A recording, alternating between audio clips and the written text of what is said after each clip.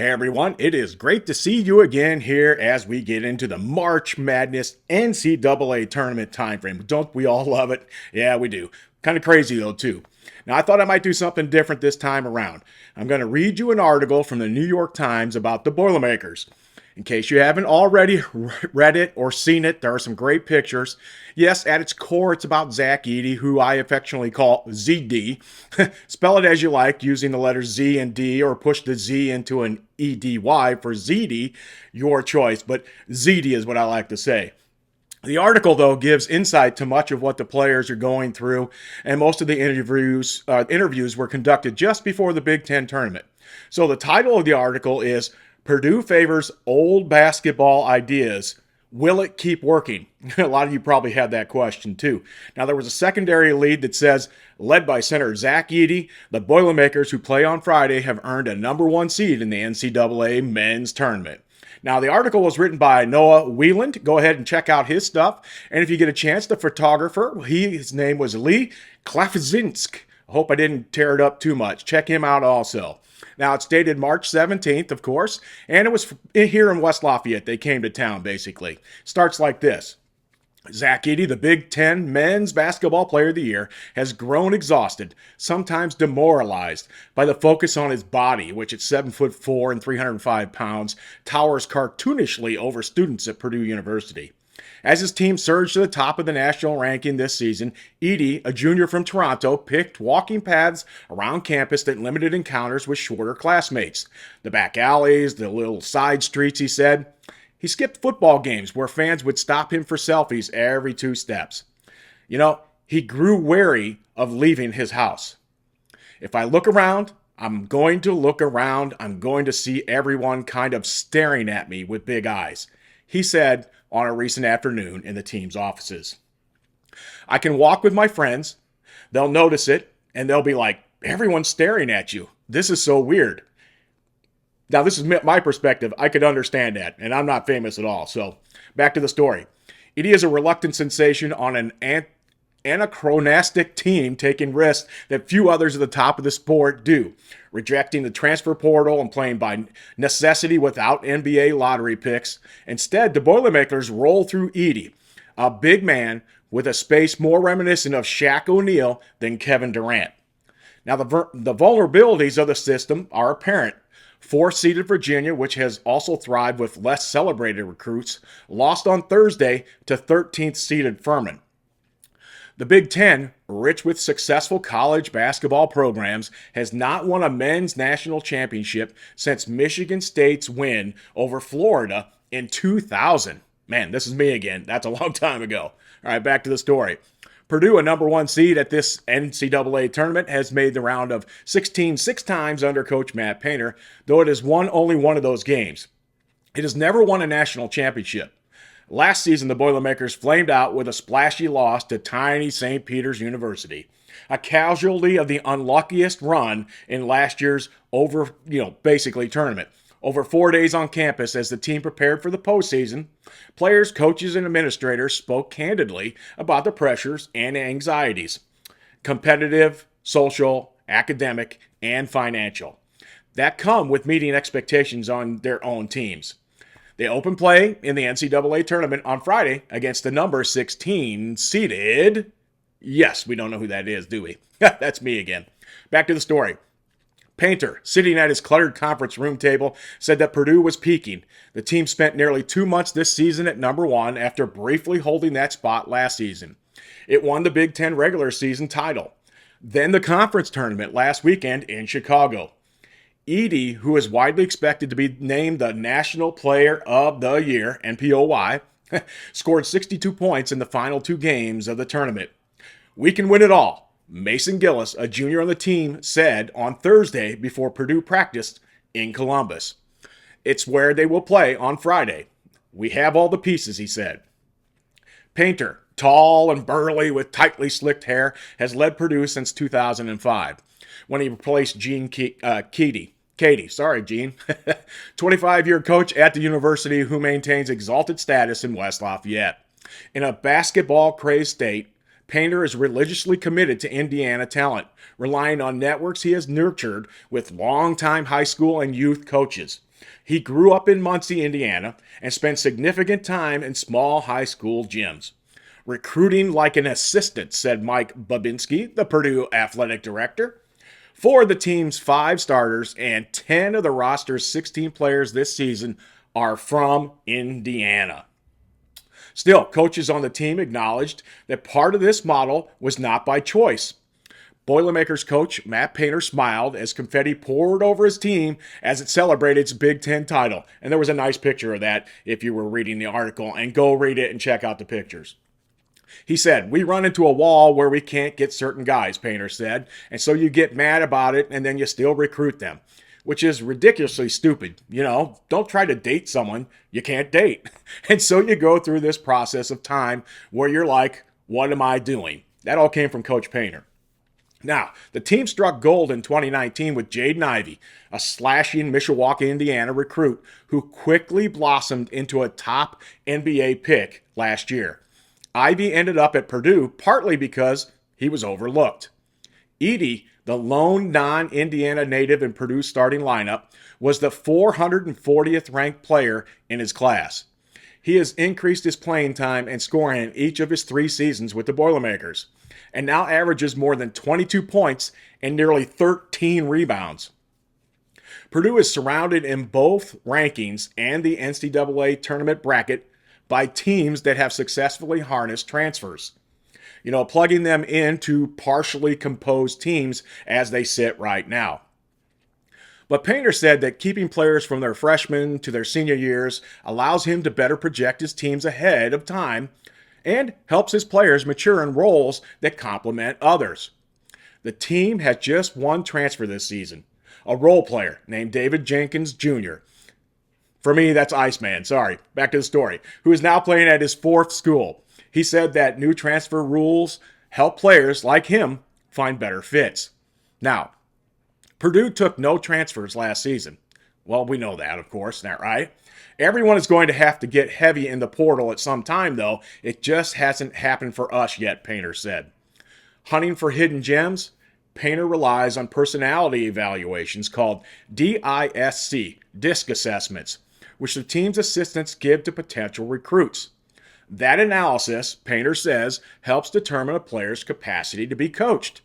Among the coachable, according to the assessment, Braden Smith, a slight, goateed freshman point guard from Westfield, Indiana. He was little noticed by other Division I programs until Purdue swooped in. He led the Boilermakers in assists and steals so far this season. Painter is defiant about his approach, though.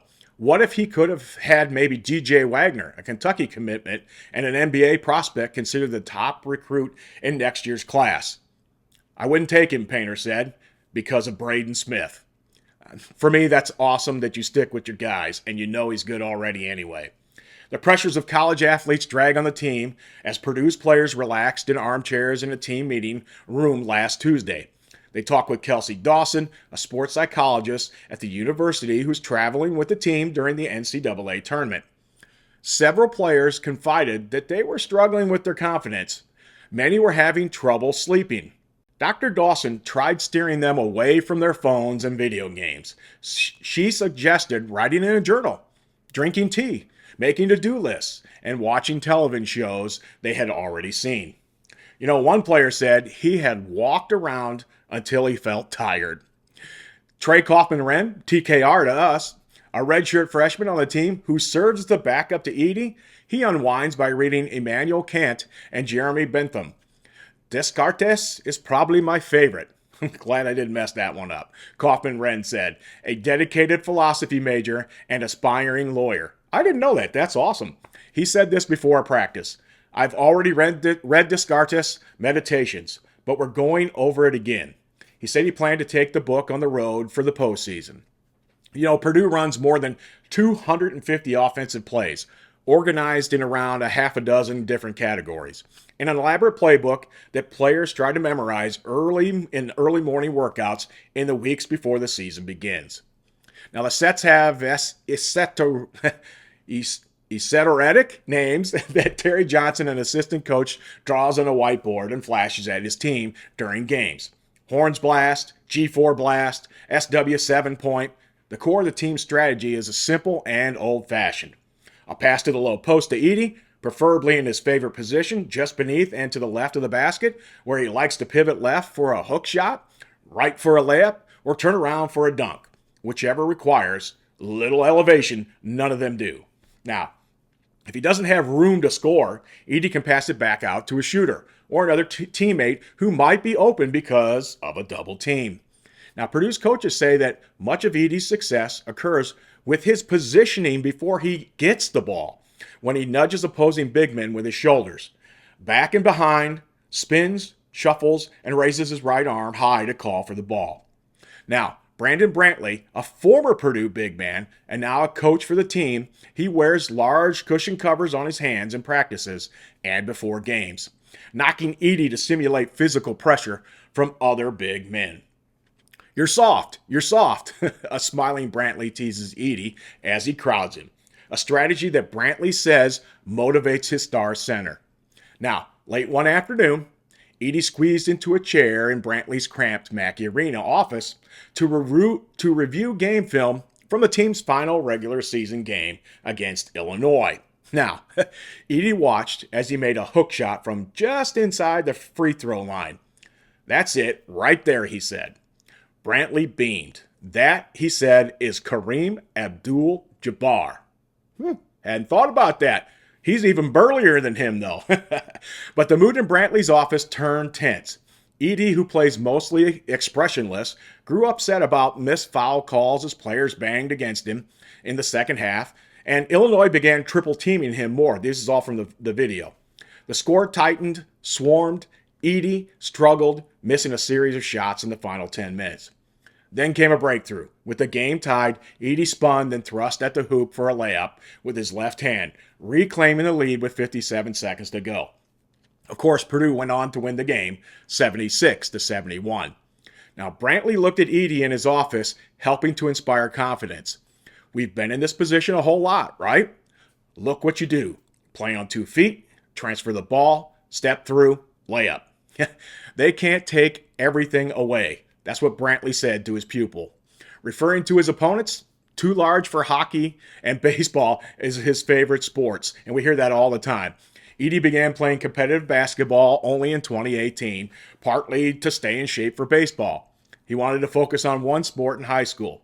Julia Eddy, who's famous now, his mother said he grew 8 inches around middle school, then from 6'10" to 7'2" midway through high school, when family friends talked him into playing organized basketball. You know, Edey's future is uncertain. He's an awkward potential fit in the NBA, a league that once valued traditional low-post big men, but that now prioritizes lanky wing players. Chet Holmgren, a 7'1" star at Gonzaga, who was selected second overall in the NBA draft last year, plays a starkly different style to Edey. So does Victor Wembanyama. Sorry, guy. A 7'2" French player who is expected to be selected first overall in this year's draft. I think as long as I'm trying my best to be an elite basketball player, there will be a role for me, Edey said. A promise from teams that he would be a first-round selection would likely spell his departure from West Lafayette. Still, he conceded that another year at Purdue would help advance his game. So, the best college basketball player might have to keep playing college basketball. Painter and other Purdue coaches acknowledged this in interviews. I think it'll be close, Painter said. Purdue was unranked to begin the season, but on November 15th, it beat Marquette, now a number 2 seed in the tournament. Later that month, Purdue beat Gonzaga, another college basketball giant, by 18. Now, 2 days later, it dispatched Duke by 19 points. So, the team still views itself as an underdog, though. Smith, the freshman point guard, said his mother cried after the Duke and Gonzaga games, overcome by Purdue's triumph over the famed programs. As for me, I can understand that. What big triumphs it was when a team that we didn't think was going to do much. Now, Purdue's run as the nation's #1 team sputtered in the Big Ten Conference season in early February, when it lost 4 of 6 games, including 2 to rival Indiana. As the losses piled up, Edey, whose face adorned soda cups at Mackey Arena and shirts in campus stores, asked staff to excuse him from longer conversations with reporters. He said, "I've answered every question, probably at least 100 times by now," Edie said. "I've always been a quiet guy. I'd rather just observe conversations and observe people." Julia Edie said that her son's height makes him the person that he is. But she said that for some of his observers, the only thing people know about you is basketball. So, you're so seen, and yet you're not seen at the same time, she said. Edie is most comfortable when he is secluded with his friends. "They'll never ask me about my height," he said. "They just see Zach, and he's 7'4", whereas other people see the 7'4" Zach." I agree with that one. Now, as Purdue neared the end of its final practice before its conference tournament last week, Edie had a momentary injury scare, landing uncomfortably and letting out a yelp that filled an empty Mackey Arena. His teammates and coaches went quiet. From mid-court, Painter saw Edie moving normally as he got back up and into position. With Gene Katie, with Katie, his mentor, watching him from a few feet away, Painter shouted for his players to resume practice. So that's it, huh? Now on to a first round win and a shot at Memphis or FAU. Ken Pom had both potential second round opponents in the top 25. This is me talking now. Memphis was 20th and FAU was 23rd. Arguments aplenty say Memphis should have been a 7 seed and FAU maybe even a 6 seed. The game itself is tremendous. Everybody's talking about it as an 8-9 affair. The Tigers are coming off a win over top-seeded Houston to win the American Athletic Conference Tournament. Coach Penny Hardaway's team is led by Kendrick Davis, who's one of the best point guards in college basketball. Now, as for FAU, it is an older group, one that's done a lot of winning in recent years. Solid family-type team, similar to Purdue, but more experienced. They're a team that shoots the three well, can play 10 guys real minutes, and has great interior defense. It was the best 8-9 game on the board, without a question, and everybody's talking about it. Now, FAU is a fun team to watch. They utilize a deep rotation with a ton of shooters, of course, riding that offensive prowess to a 31-3 record, beating teams by an average of 13.8 points per game. Wow. The Owls rank top 40 in how often they shoot three-pointers and top 30 in how often they make three-pointers at 37.2%, with 4 players who all average close to 40% from behind the arc. Now, Memphis, on the other hand, just flexed its potential with a win against Houston in the AAC tournament championship game. And the guard-forward tandem of Kendrick Davis and DeAndre Williams is as good as any that you'll find in the East region. The Tigers have a relentless defense that creates turnovers and high-scoring games, like the 91-88 thriller they played against number 1 overall seed Alabama earlier this season in Tuscaloosa. So, no matter the opponent, first or second round, doesn't matter, Zach Edey becomes the focus, the probable national player of the year. Literally, there is nobody like him in all of college basketball. I call him a mountain of a man. Can he take Purdue to the promised land? Well, what a story it would be. Purdue, a young team, no one saw coming. A number 1 seed and the National Player of the Year makes the Final Four. What a story. A fairy book story, my friends. That is what it is. There's so much to love. Purdue has the best player in college basketball. It has a terrific offense. They have great rebounding, and they play with discipline. Sure, they have flaws, but Matt Painter is among the top 10 coaches in college basketball. I argue top 3. This team lives and breathes Coach Painter's philosophy. Purdue is the pick of everyone to lose early, but they've been picked to lose against everybody all season long. Time and again, this team is produced when others thought they wouldn't. Can they make it to their first Final Four in 43 years? Riding the mountain of a man, Ziti? It has happened before. Why not this year? That's what I like to see, and that's what I want to hear. See you after the weekend, and boiler up.